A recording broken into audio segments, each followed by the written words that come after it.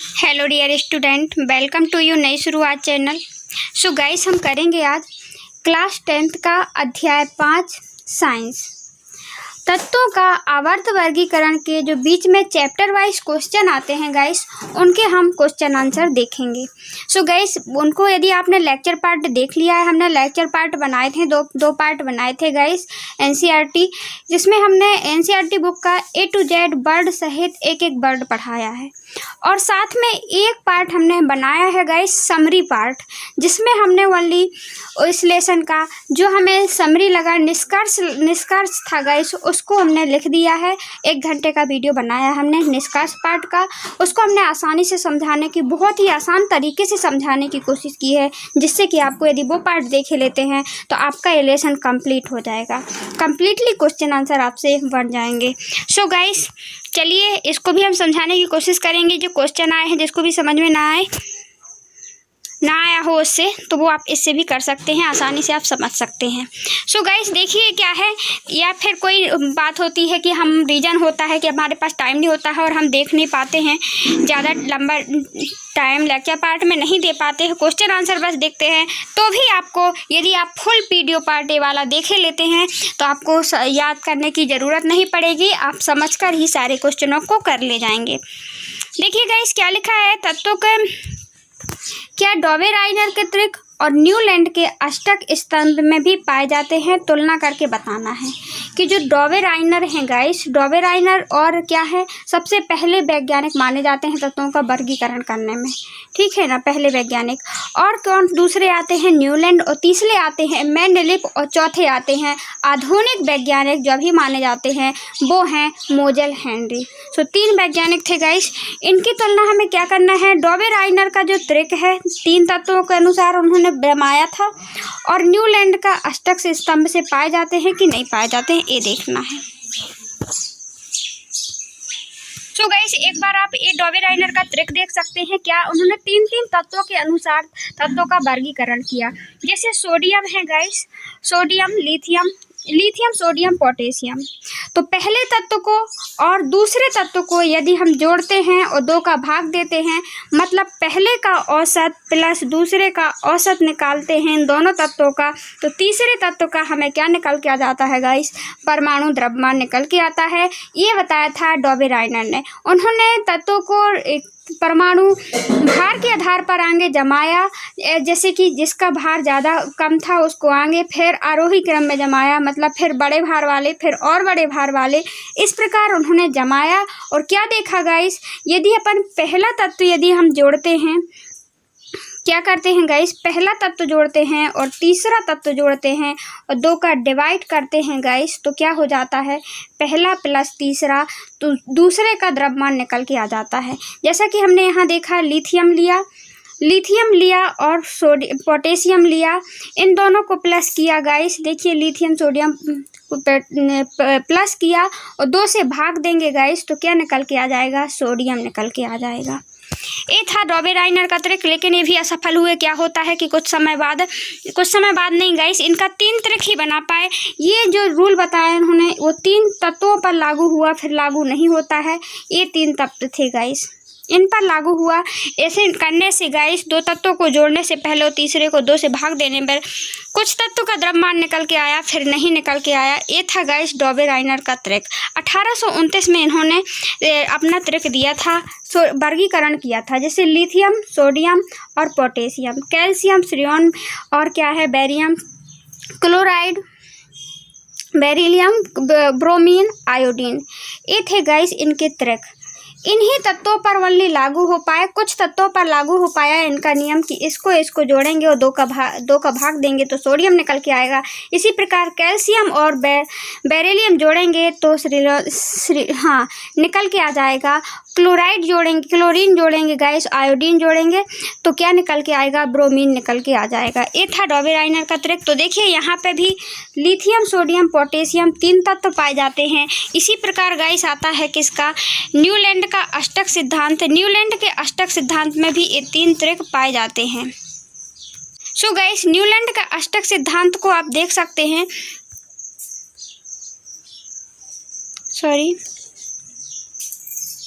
Newland का अष्टक सिद्धांत में भी क्या है, न्यूलैंड का अष्टक सिद्धांत ये था लिथियम, सोडियम और पोटेशियम। देखिए ये था न्यूलैंड का अष्टक सिद्धांत। न्यूलैंड ने क्या कहा था हम इसके बारे में बता देते हैं।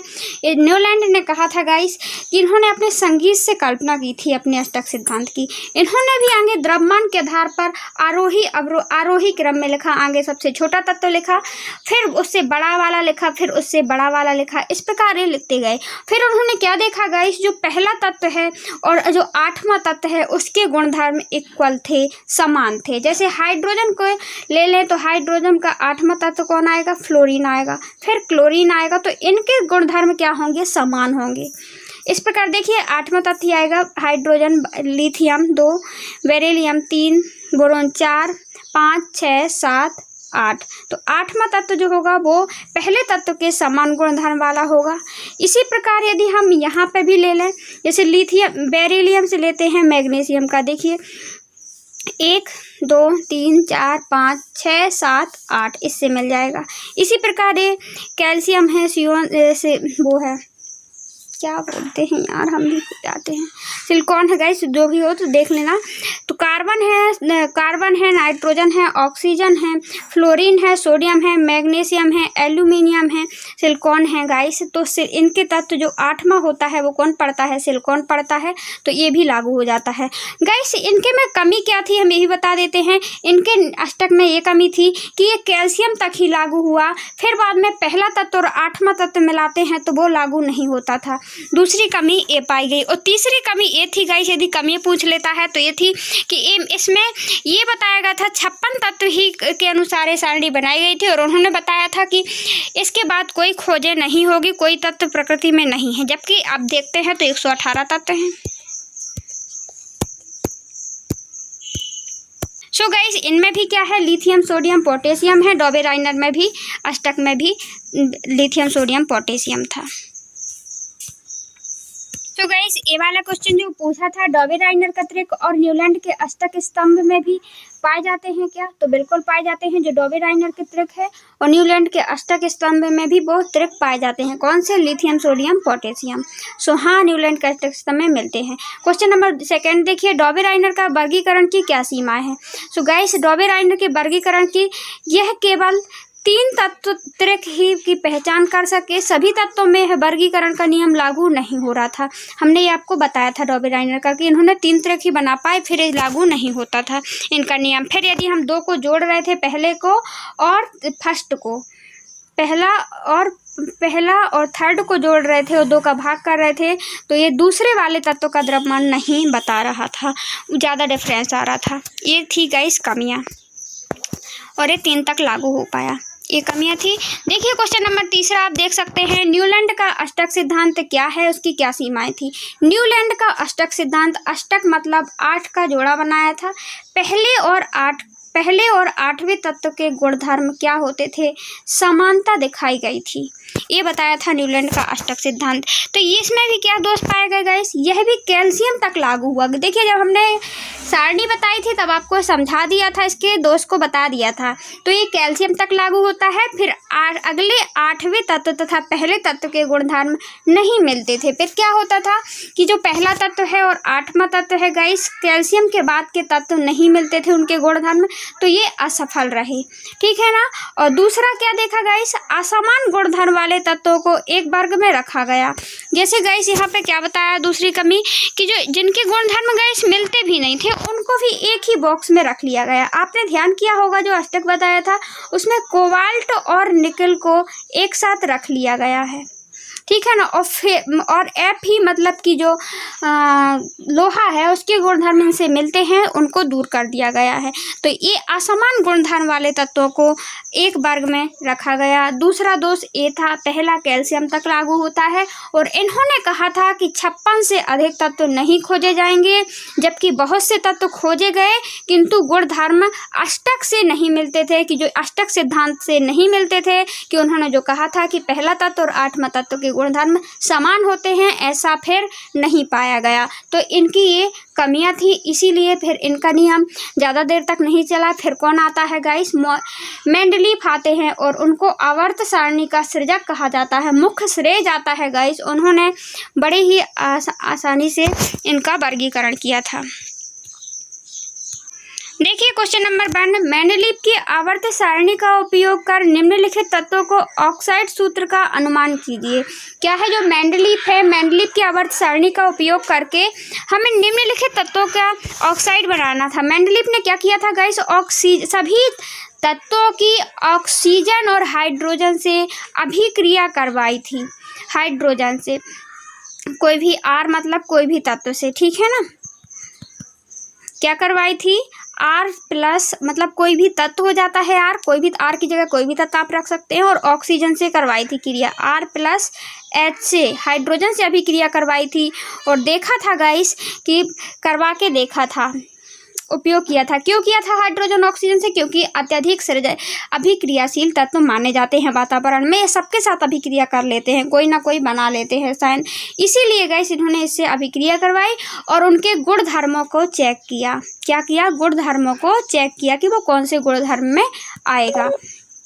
सो गाइस ये था मेंडलीफ की आवर्त सारणी। तो इनमें अपन को करवा के देखना है। देखिए जो R पोटेशियम किसके साथ अभिक्रिया करेगा तो क्या बनाएगा गाइस, पोटेशियम करेगा तो K2O बनाएगा, और ऑक्सीजन कार्बन करेगा तो क्या बनाएगा, CO2 बनाएगा।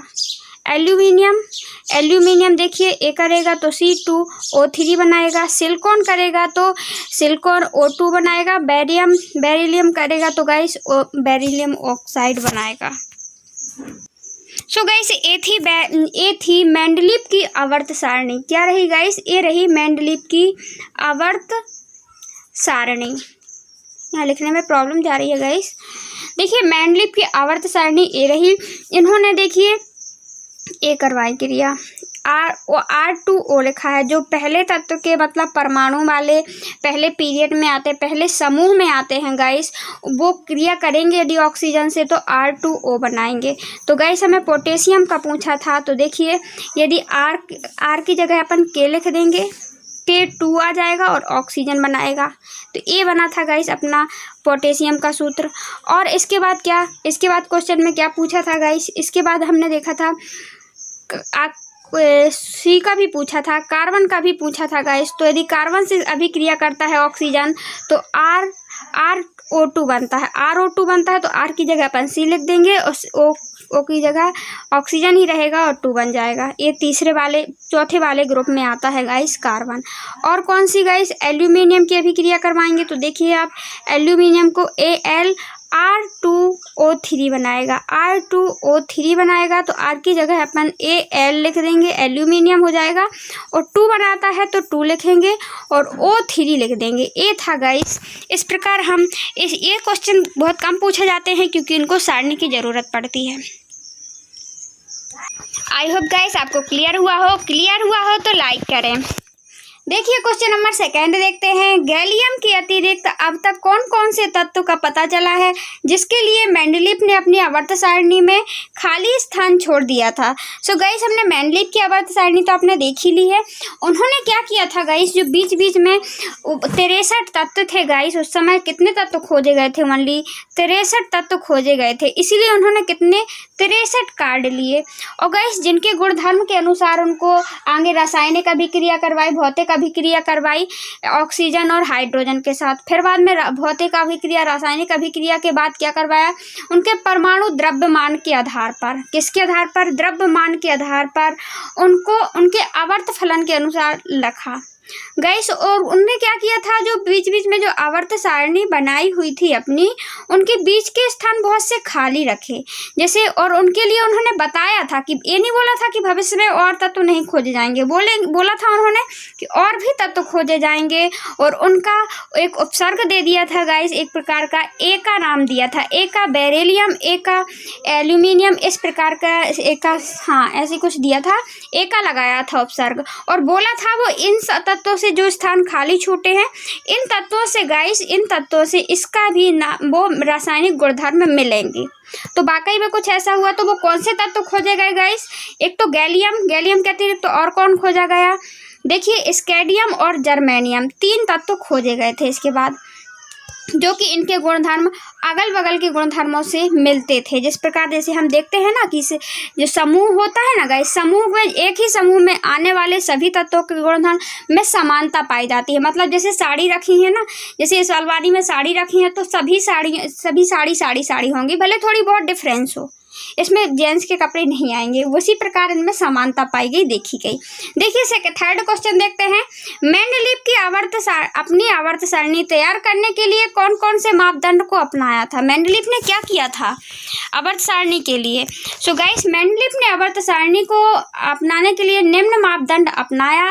तत्वों को भौतिक, पहला क्या गाइस? भौतिक, दूसरा रासायनिक गुणधर्म एवं परमाणु द्रव्यमान के आधार पर, या फिर परमाणु द्रव्यमान कह लो या भार कह लो, कि आवर्त फलन बनाया अपनी सारणी को। किसके आधार पर बनाया गाइस उन्होंने? तत्वों के भौतिक, रासायनिक, क्योंकि हाइड्रोजन और ऑक्सीजन से क्रिया करवाई थी, ध्यान रखना, तो उससे रासायनिक गुण समझ में आते हैं। भौतिक, पहला है भौतिक, अपन एक याद रख लेंगे, कीवर्ड हो जाएगा।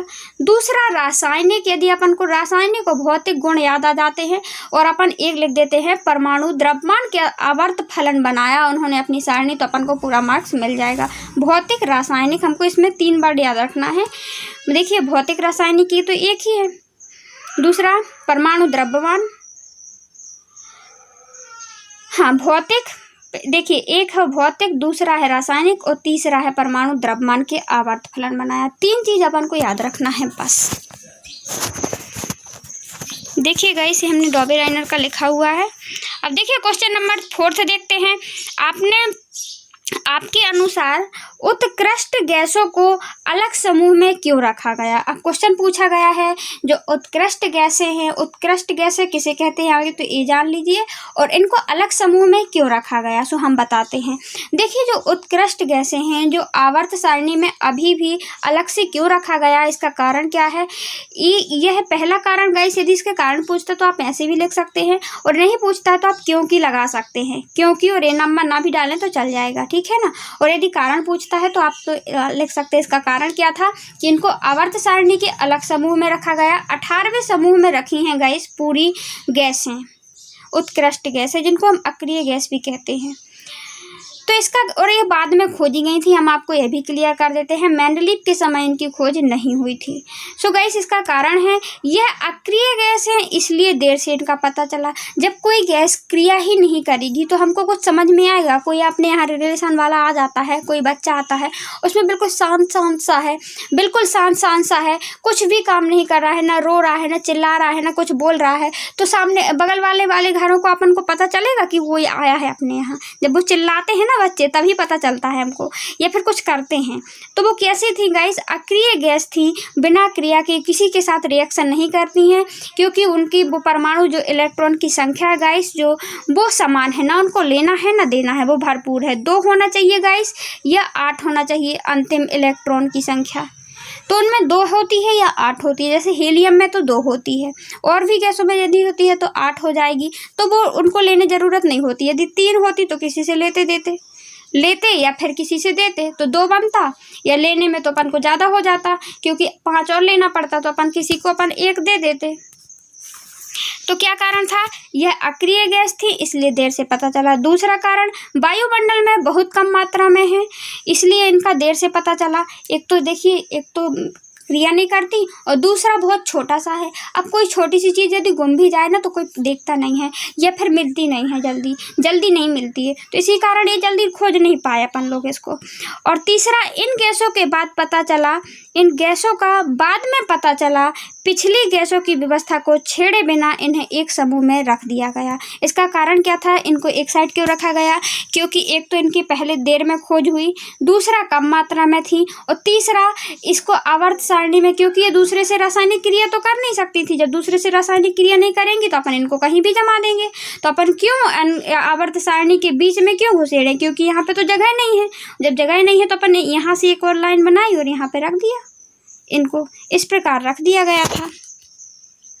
सो गाइस आप देख सकते हैं इनको आवर्त सारणी में कहाँ स्थान मिला। सो देखिए गाइस यहाँ पे देखिए ये है अक्रिय गैस या नोबल गैस। इनको क्या कहा जाता है गाइस, अक्रिय गैस हैं। ये बहुत कम क्रिया करती हैं गाइस, इसीलिए इनको देर से खोला गया। और इनको एक साइड को बिना यहाँ बीच में रखते तो इनकी छेड़खानी होती गाइस, तो इनको आवर्त सारणी में मैं आराम से एक साइड रख दिया गया। देर से खोजी गई, उस टाइम नहीं खोजी गई थी। आई होप गाइस आपको क्लियर हुआ हो। क्लियर हुआ है तो लाइक करें, और आपको कोई भी प्रॉब्लम आती है कि हम ज़्यादा देर लगाते हैं या कुछ भी हो गाइस, तो आप कमेंट बॉक्स में कमेंट कर सकते हैं। या आपको कहीं भी आपको सुधार की ज़रूरत हो तो आप बता सकते हैं। आधुनिक आवर्त सारणी द्वारा किस प्रकार का मैंडलिक आवर्त सारणी से विविध विसंगतियों को दूर किया गया। जो आधुनिक आवर्त सारणी है गाइस और जो मेंडलीव की आवर्त सारणी, क्योंकि सबसे पहले कौन आया गाइस, डॉवे राइनर आए, दूसरे कौन आए गाइस, दूसरे न्यूलैंड का अष्टक आया, और तीसरा कौन आया गाइस, मेंडलीफ आए, और चौथे जो आए गाइस वो मोजल हेनरी आधुनिक समय के आए। तो मोजल हेनरी या फिर आधुनिक आवर्त सारणी में इसकी कमियों को क्या दूर किया, इसकी थोड़ी बहुत ही कमियां थी, इनकी आवर्त सारणी को इग्नोर नहीं किया गया। इस मुख्य वैज्ञानिक थे गाइस आवर्त सारणी को वो करने को मतलब व्यवस्थित करने में महत्वपूर्ण भूमिका निभाई। इनमें कुछ गलतियां थी जिनको आधुनिक आवर्त सारणी में सुधार दिया गया। वो कौन सी गलतियां थी जिनको सुधारा गया। सो गाइस देखिए, इन्होंने कोबाल्ट तथा निकेल को किसी जैसे तत्व परमाणु पर आधारित उचित स्थान पर रखा। इन्होंने गलतियां की थी, कोबाल्ट और निकेल को एक ही स्थान पर रख लिया गया था। तो गैस इन्होंने ऐसा क्यों किया था, क्योंकि जो इन्होंने अपनी जो परमाणु आवर्त सूची बनाई थी गैस, उन्होंने द्रव्यमान के आधार पर बनाया था। किसके आधार पर बनाया था, द्रव्यमान के आधार पर। और जब वो द्रव्यमान के आधार पर बनाएंगे तो क्या होगा, द्रव्यमान तो अलग अलग हो सकता है। तो जैसे कोबाल्ट और निकेल का द्रव्यमान एक का ज़्यादा था और एक का कम था, उसके बाद भी उनके गुणधर्म मिलने के कारण इन्होंने उलट फेर कर दिया था। तो जैसे ही परमाणु संख्या के आधार पर रखा गया, तो जिसकी संख्या आगे आएगी उसी को आगे रखा जाएगा ना गाइस। तो क्या कर दिया गया, इनको परमाणु आधारित उचित स्थान इनको मिल गया। दूसरा, समस्थानिकों की स्थिति स्पष्ट हो गई तथा उचित स्थान मिला। समस्थानिक वो होते हैं गाइस, जैसे क्लोरीन का, वहाँ पे 2 जगह रख दिया जाता है। क्या होता है, परमाणु क्रमांक तो बराबर होता है, परमाणु क्रमांक बराबर होता है, लेकिन हम देखते हैं द्रव्यमान अलग अलग होता है। द्रव्यमान है जो गाइस, तो वो क्या है, अलग अलग होता है। जब अलग अलग होगा तो उनको 2 स्थान मिल गए थे, तो उनकी स्थिति निश्चित हो गई कि एक इसी वाले बॉक्स में आएंगे। तीसरा, तत्व में परमाणु क्रमांक के अनुसार अलग, हाइड्रोजन को प्रथम स्थान मिल गया। हाइड्रोजन को जो 2 स्थान मिले थे उसको प्रथम मिल गया। आई होप गाइस आपको क्लियर हो गया होगा। देखिए क्वेश्चन नंबर और क्या था गाइस, हाँ नहीं था। मैग्नीशियम की तरह रासायनिक अभिक्रियाशीलता दिखाने वाले 2 तत्वों के नाम लिखिए। उनका चयन आप किस आधार पर किए हैं, आप हमको ये भी बताइए। ये क्वेश्चन पूछा है कि मैग्नीशियम की तरह रासायनिक अभिक्रियाशीलता, जो मैग्नीशियम की तरह ही रासायनिक अभिक्रिया करता है, उन तत्वों के नाम लिखिए तथा किस आधार पर आपने चयन किया है, इसको लिखना है। तो गाइस वो मैग्नीशियम की तरह जो अभिक्रिया करते हैं वो है कैल्शियम और बोरियम। कैल्शियम और बोरियम हमने किस आधार पर चुना है, क्योंकि हम देखते हैं सभी तत्वों की संयोजकता 2 है। इन दोनों की संयोजकता कितनी है गाइस, 2 है। जब संयोजकता समान है तो रासायनिक अभिक्रिया भी समानता करेंगे गाइस। ये क्या करेंगे, इनकी समानता होगी। सभी का ऑक्साइड सूत्र RO है। कितना है, RO है। क्योंकि गाइस जो ये क्या है, समूह के आधार पर होते हैं। क्या, जैसे फर्स्ट समूह में कोई तत्व आता है तो उसकी संयोजकता भी गाइस जो लास्ट इलेक्ट्रॉन की बाहरी कक्ष में जो संख्या होती है वो बराबर होती है। जैसे इलेक्ट्रॉन है 1 है 2 है, जो इनकी बाहरी कक्ष में जो इलेक्ट्रॉन जितने इसके हैं तो जितने इसके भी होंगे। मतलब वो कैल्शियम हो और चाहे यदि वो उस समूह में आता है, तो जो हाइड्रोजन से अभिक्रिया करेगा तो बराबर सूत्र बनाएगा, RO बनाएगा। और सभी क्या करेंगे, ऑक्सीजन से अभिक्रिया करेगा तो RO बनाएगा, और हाइड्रोजन से अभिक्रिया करेगा तो RH2 बनाएगा। सो गाइस देखिए आप यहाँ पे इनके आधार पर जो किसके बारे में पूछा गया था? कैल्शियम के समान अभिक्रिया दिखाने वाले तत्वों के नाम लिखना था। सो गाइस देखिए, कैल्शियम किस समूह में आता है? दूसरे समूह में आता है। किस समूह में आता है? दूसरे। तो इसमें जितने भी गाइस जितने तत्व होंगे ना, ए इस सबकी इसकी रासायनिक गुणधर्म समान होंगे, आप ध्यान रखना। और दूसरा, इसकी संयोजकता भी समान होगी। क्या होगी? इसकी संयोजकता समान होगी। जैसे मैग्नीशियम में, जैसे गाइस आप देख लीजिए, बेरिलियम ही है, इसके परमाणु संख्या 4 है, लेकिन संयोजकता यदि हम नापें तो पहले में संयोजकता 2 होगी। गाइस ध्यान रखना है आप इस बात का, 2 होगी या फिर 8 होगी या फिर 8 होगी, इस प्रकार होती है संयोजकता, या 2 होगी, ठीक है ना। तो इसकी संयोजकता देखिए 2 हुई, 2 के बाद कौन बचता है? 4। संयोजकता संख्या में इन संख्याओं का योग होती है संयोजकता, तब परमाणु संख्या बनती है, ठीक है ना। मैग्नीशियम में भी संयोजकता कितनी है गाइस? 2 है। मैग्नीशियम की परमाणु संख्या कितनी है? 12 है। तो 12 में कौन सी परमाणु संयोजकता होगी? देखिए टोटल कितना है? 12। तो संयोजकता पहले तो 2 होगी। दूसरा, यदि समूह में 8 हो सकती है क्या? बिल्कुल हो सकती है, क्यों नहीं हो सकती? 8 2 10 ही होते हैं। और अब कितने बचे गाइस? अब 8 नहीं हो सकती, देख लेना फिर से तीसरे नंबर में, क्योंकि फिर तो वो ज़्यादा हो जाएगा। तो कितना बचा है गाइस? इसमें 2 बचा है। तो देखिए इसकी भी संयोजकता 2 ही है। इसी प्रकार कैल्शियम की भी संयोजकता समान होती है, रासायनिक गुणधर्म समान होंगे इसके, ध्यान रखना। सो गाइस देख सकते हैं जो कैल्शियम यहाँ पे हम R2 से या R सभी का जो ये समूह एक ही समूह के सदस्य हैं गाइस, जैसे कैल्शियम है, मैग्नीशियम है, बेरिलियम है, तो एक ही समूह में पाए जाते हैं। जब एक ही समूह में पाए जाएंगे गाइस तो हाइड्रोजन से क्रिया करें, ये सभी समूह के सदस्य किसी हाइड्रोजन से या ऑक्सीजन से क्रिया करेंगे तो RO बनाएंगे या RH2 बनाएंगे। मतलब जैसे बेरिलियम ऑक्साइड बनाएंगे या मैग्नीशियम ऑक्साइड या मैग्नीशियम हाइड्रोक्साइड बनाएंगे। आई होप गाइस आपको क्लियर हो गया होगा। देखिए सभी तत्वों में परमाणिक संयोजकता समान होती है, जैसे कि 2 थी। सभी का हाइड्रोक्साइड RO है और सभी का हाइड्रा सूत्र है RH2। मतलब क्यों है? क्योंकि कैल्शियम के और अपन बेरिलियम लिया था, कैल्शियम लिया था, उनकी संयोजकता वो एक ही समूह के सदस्य थे, दूसरे समूह के सदस्य थे, इसलिए उनकी संयोजकता और RO जो एक ही समूह के सदस्य होंगे तो संयोजकता भी समान होगी, RO भी समान होगा। ऑक्सीजन से क्रिया करवाएंगे सभी की तो बराबर आएगा, और हाइड्रोजन से करवाएंगे तो भी बराबर होगा। देखिए क्वेश्चन नंबर 3 की ओर चलते हैं। इनके नाम बताइए गाइस, इनके नाम बताना है। ये ऑप्शन दिए हुए हैं, इनमें से नाम बताना है। देखिए ऑप्शन नंबर 1, 3 तत्वों जिसके सबसे बाहरी कोश में एक इलेक्ट्रॉन उपस्थित हो, उनके नाम बताना है। 3 तत्व के नाम बताना है, ठीक है ना, जिनके बाहरी कोश में एक इलेक्ट्रॉन उपस्थित हो। सो गाइस वो 3 तत्व कौन से होंगे जिनके बाहरी कोश में एक इलेक्ट्रॉन उपस्थित हो?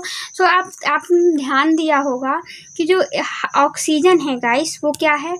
ऑक्सीजन के बाहरी कोश में एक इलेक्ट्रॉन होता है। उसकी परमाणु संख्या ही 1 होती है, तो इलेक्ट्रॉन 1 क्यों नहीं होगा?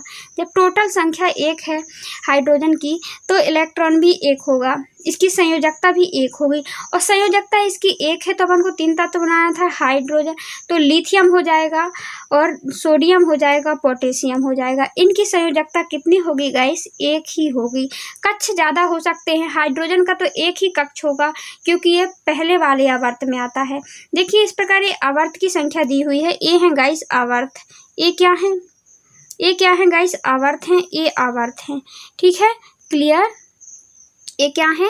आवर्त। हाइड्रोजन की एक संयोजकता भी है और साथ में क्या है? संयोजकता सबकी इस समूह वाले की 1 ही होगी, लेकिन कक्षों की संख्या बढ़ जाएगी, इन एक कक्षों की संख्या बढ़ जाएगी, क्लियर। तो कौन कौन से हो गए? लिथियम, सोडियम और सोडियम पोटेशियम। सो गाइस इसमें लिखा हुआ देखिए 3 तत्व जिनके बाहरी कोश में 1 इलेक्ट्रॉन उपस्थित हो, वो है लिथियम, सोडियम और पोटेशियम। यदि हमको याद भी नहीं था तो हम आसानी से अपन लिख सकते हैं, ये फर्स्ट समूह के सदस्य हैं। यदि एक फर्स्ट समूह में 1 की याद है हमें संयोजकता, तो अपन पूरों की बता सकते हैं या लिख सकते हैं। देखिए क्वेश्चन नंबर बी में क्या पूछा गया है? बी में बताया गया है 2 तत्व वे हैं जिनके बाहरी कोश में 2 इलेक्ट्रॉन उपस्थित हों। दो तत्व वे हैं जिनके बाहरी कोश में 2 इलेक्ट्रॉन उपस्थित हैं। तो वो कौन से तत्व हैं गाइस? वे तत्व हैं जिनके बाहरी कोश में 2 इलेक्ट्रॉन उपस्थित हों, वो मैग्नीशियम है और कैल्शियम है। कौन सा गाइस? मैग्नीशियम और कैल्शियम। इनके बाहरी कोश में 2 इलेक्ट्रॉन उपस्थित होते हैं। सो गाइस हमने बताया था अभी जो कैल्शियम है गाइस, इनके बाहरी कोश में कितने 2 इलेक्ट्रॉन उपस्थित हैं, क्योंकि हमने मैग्नीशियम का देखा था और बेरिलियम में इलेक्ट्रॉन की संख्या कितनी है गाइस? 4 है। कितनी है? 4 है। और संयोजकता जो होती है गाइस, तो वो कितनी होती है? पहले में तो 2 ही आएगा, फिर 8 आएगा, यदि बचेगा तो फिर 8 आएगा, ये होती है गाइस, और फिर शायद 4, ये हाँ ऐसे कुछ आता है 18 के समथिंग पे, ठीक है ना। तो देखिए आगे तो इसकी 2 संयोजकता है कि नहीं है बेरिलियम में? आगे तो 2 ही आएगा। अब बचा 8 तो ला नहीं सकते क्योंकि इसकी तो टोटल ही 4 है। 4 से तो हम टोटल करें तो 4 ही आए, तो 2 ले लेंगे और दूसरा कौन सा ले लेंगे? फिर से 2 ले लेंगे तो 4 हो जाएगा। तो बेरिलियम में संयोजकता कितनी है गाइस? संयोजकता बाहरी कक्षा की संख्या होती है, 2 है। इसी प्रकार मैग्नीशियम में 2 लेंगे, मैग्नीशियम में 12 हैं तो 2 लेंगे और फिर क्या लेंगे? 8 ले लेंगे क्योंकि अभी तो 10 ही हुए हैं। अब फिर गाइस अब फिर से 8 नहीं ले सकते, फिर से हम 2 ही लेंगे। तो कितनी है इसकी भी संयोजकता? 2 है। तो 2 तत्वों के नाम लिखना है। इस समूह में गाइस संयोजकता लास्ट की संख्या 2 ही होगी, आप ध्यान रखना। किसी भी समूह, किसी भी तत्व का ले लें दूसरे वाले समूह में। क्लियर? देखिए थर्ड वाला देखते हैं। तो देखिए बी में यही बताया गया है, मैग्नीशियम और कैल्शियम जो हमने बताया। सी में देखिए 3 इलेक्ट्रॉन जिनके बाहरी कोश पूर्ण हो। अब बाहरी कोश किन के होते हैं गाइस? तो 3 तत्वों के जिनके बाहरी कोश पूर्ण हो। अधिकतर बाहरी कोश सबके पूर्ण होते हैं गाइस। किन के बाहरी कोश पूर्ण कब होते हैं? जब इलेक्ट्रॉन की संयोजकता मतलब बाहरी कक्ष की संख्या 2 होनी चाहिए या फिर 8 होनी चाहिए। कितनी? 2 या 8 होनी चाहिए। हम नेक्स्ट वीडियो से बताते आ रहे हैं आपको।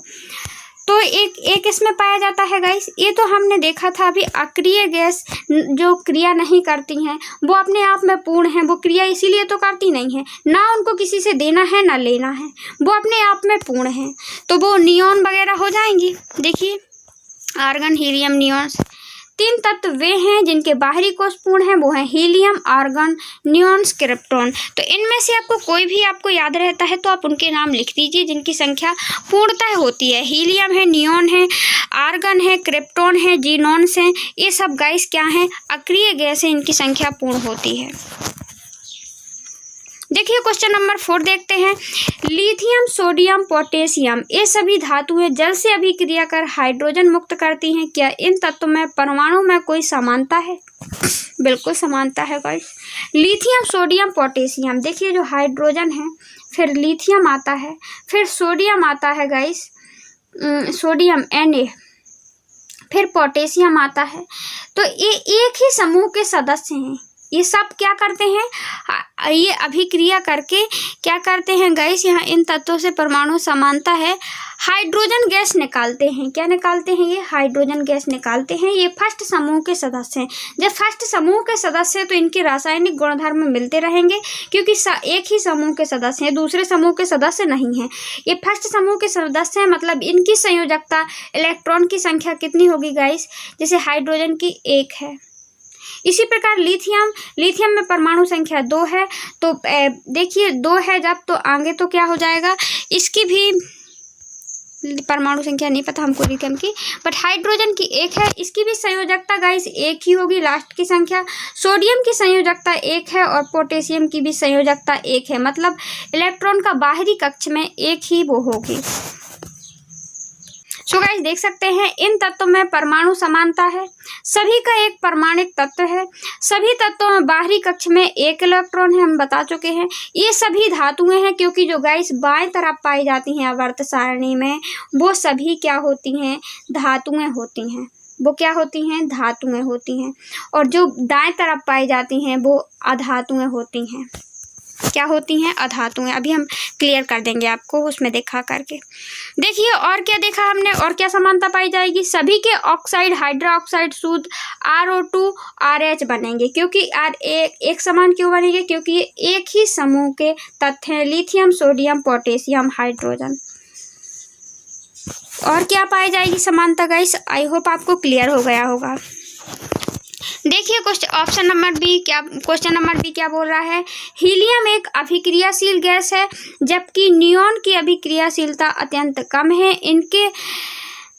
इनमें कोई समानता है क्या? बिल्कुल समानता है गाइस। जो हीलियम है गाइस, हमने देखा था जो अक्रिय गैसों में आती हैं, 18वें समूह में आती हैं और ये दाएं साइड इसी साइड पाई जाती हैं गाइस। कहाँ पाई जाती हैं? दाएं साइड ही पाई जाती हैं, जहाँ हमने बनाया था वो इस साइड नहीं पाई जाती। तो ये 18वें समूह में आती हैं। क्या है इनमें? हाँ, तो इनमें क्या समानता है गाइस? ये सभी इलेक्ट्रॉन से पूर्ण है। इनकी इलेक्ट्रॉन संख्या 2 होती है या संयोजकता संख्या 2 होती है या 8 होती है, इसलिए या ना किसी से लेती हैं ना देती हैं, क्योंकि यदि संयोजकता कम हो या ज़्यादा हो तो इनको दूसरों से अभिक्रिया करनी पड़ेगी और ये क्रियाशील तो है ही नहीं है। सो गाइस क्या है? क्योंकि इन परमाणुओं की समानता है, इनके बाहरी कक्ष पूर्णतः भरे हुए होते हैं, इनको कोई प्रॉब्लम नहीं होती है। गाइस देखिए क्वेश्चन नंबर 5, आधुनिक आवर्त सारणी में पहले 10 तत्वों में कौन सी धातुएं हैं? तो कौन सी पड़ेंगी? लिथियम और बेरिलियम। हम आपको ये सारणी में दिखा देते हैं। सो गाइस ए है, देखिए ए है अक्रिय गैस, ये किसी से साथ क्रिया नहीं करती हैं, ये पूर्णतः भरे हुए होते हैं इनके बाहरी कक्ष। और ये अपन ने पहले क्वेश्चन में देखा था। अब हमको ये 10 देखने हैं, 10 तक की संख्या वाले गाइस तत्व देखने हैं और क्या देखने हैं? उनमें कौन सी धातुएं हैं, धातुओं का पता करना है। तो देखिए पहला समूह में कौन सा तत्व है? हाइड्रोजन। और क्या है? दूसरा क्या है? हीलियम। तीसरा लिथियम। चौथा बेरिलियम। पाँचवा क्या है? बोरॉन्स है। और छठवां गाइस देखिए कार्बन है, नाइट्रोजन है, ऑक्सीजन है, फ्लोरीन है और नियॉन्स है। सो गाइस इनमें अपन को धातु का पता करना है गाइस। हमने यहाँ तक देखा, अपन को इतने में हमारे क्या हो जाते हैं? 10 हो जाते हैं कंप्लीट। हमको 10 तक देखना था। सो गाइस देखिए जो ये वाला जो ऑरेंज कलर की आप लाइन देख रहे हैं ना, ये अलग सी लाइन दिख रही है आपको, तो ये क्या है गाइस? ये धातुओं और अधातुओं को बांटे हुए हैं। इस साइड के जो एक बाएं साइड है, अपनी साइड देखिए बाएं हाथ साइड है, और ये क्या है? दाएं हाथ साइड। इसी को हम बाएं दाएं जब से कर रहे थे, ठीक है ना। तो जो बाएं साइड पाई जाती हैं गाइस, वहाँ होती हैं क्या? धातु। और इस साइड होती है अधातु। तो हमें धातु हमें बताना है, तो हमें ये वाली देखिए यहाँ से तो पूरी 10 तक यहीं तक कंप्लीट हो जाती है। यहाँ तक क्या हो जाती है? यहाँ से गाइस होती है अधातु शुरू। तो अधातु ये तो अधातु है, हमने 10 तक इनको गिना और यहाँ पे 1 2 4 गिना, तो ये सब क्या है? धातु है। तो लिथियम और बेरिलियम क्या है? धातु है। क्लियर? देखिए क्वेश्चन नंबर 6 देखते हैं। आवर्त सारणी में इनके स्थान के आधार पर इनमें से किस तत्व में सबसे अभिक्रियाशीलता है? गैलियम है, सिरोन्स है, एवेस्टिक है और बेरिलियम है। तो देखिए गाइस बेरिलियम सबसे, इनमें हमें अभिक्रियाशीलता बताना है। तो अभिक्रियाशीलता सबसे ज़्यादा बेरिलियम की है, क्योंकि दिए गए तत्वों में बेरिलियम आवर्त सारणी में अत्यधिक बाएं हाथ की ओर है। और बाएं हाथ की ओर की क्या पाई जाती हैं? अभिक्रियाशील पाई जाती हैं। वो अधिकतर धनात्मक आयन बनाती हैं, क्योंकि धातु धनात्मक होती हैं। और वो क्यों होती हैं? क्योंकि वो किसी को देती हैं अपने आयन, किसी से लेती नहीं हैं। और अधातु होती हैं, वो दूसरों से लेती हैं। क्या करती हैं? लेती हैं। तो अभिक्रियाशील कौन होती हैं? धातु होती हैं, अधातु नहीं होती हैं। और बेरिलियम क्या है? धातु है। ये इस साइड बाएं साइड मिलता है, क्योंकि बाएं साइड वाली अभिक्रियाशील होती हैं। सो गाइस क्वेश्चन में ये पूछा गया था, देखिए आप देख सकते हैं, ये है बेरिलियम धातु। इस साइड हमने बता चुके हैं आपको नेक्स्ट क्वेश्चन में, ये अधातु है और ये धातु है। तो बेरिलियम कहाँ पाया जाता है गाइस? हमने देखा बेरिलियम पाया जाता है ये देखिए सबसे ज़्यादा बाएं साइड है ये, और बाएं साइड में धात्विक गुण ज़्यादा पाया जाता है। दाएं साइड अधातु होती है, वहाँ पे नहीं पाया जाता। तो बेरिलियम कहाँ है? धातु वाले में है। और देखेंगे यहाँ पे ये अधातु वाले में या उपधातु में पाए जाते हैं। तो ये वाले जो गैलियम है, वेस्टेक है, सिलिकॉन है, ये सब तत्व कहाँ पाए जाते हैं गाइस? अधातु साइड पाए जाते हैं। इसलिए बेरिलियम की अभिक्रियाशीलता सबसे ज़्यादा है। क्लियर? यदि आपको क्लियर हुआ हो तो लाइक करें, शेयर करें, सब्सक्राइब करें ऐसे ही क्वेश्चन पाने के लिए, और हमारे चैनल को सब्सक्राइब करें, हम आपकी पूर्ण तैयारी करवाएंगे।